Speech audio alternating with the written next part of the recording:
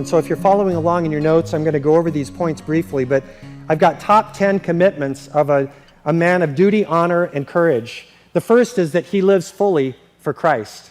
He lives fully for Christ. Galatians 2:20, Paul speaking, says this, I have been crucified with Christ, and I no longer live, but Christ lives in me. And the life I live in the body, I live by faith in the Son of God who loved me and gave himself for me.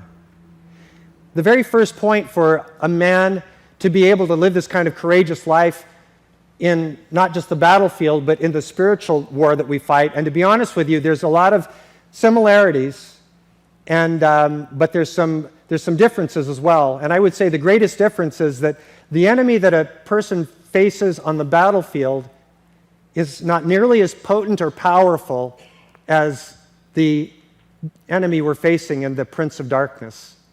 And so the battle is not in a region, but it's global as well.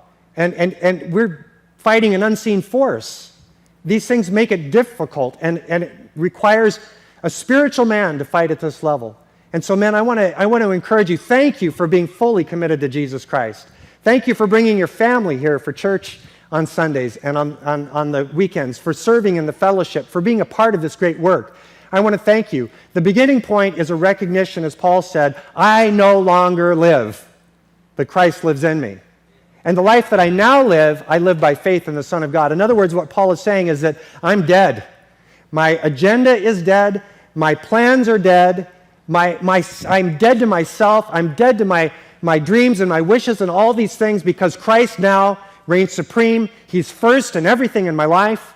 And in the midst of that, God blesses a man like that, and he gives him everything else on top of that. He takes care of his family. He meets his needs, gives him success and prosperity in the work that he does. All these other things are subsequent to that decision to fully walk with God.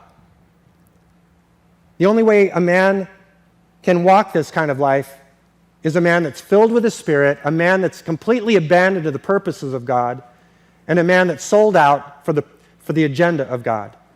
And so, men, I want to encourage you. Thank you for being men like this. And let's excel still more in this arena.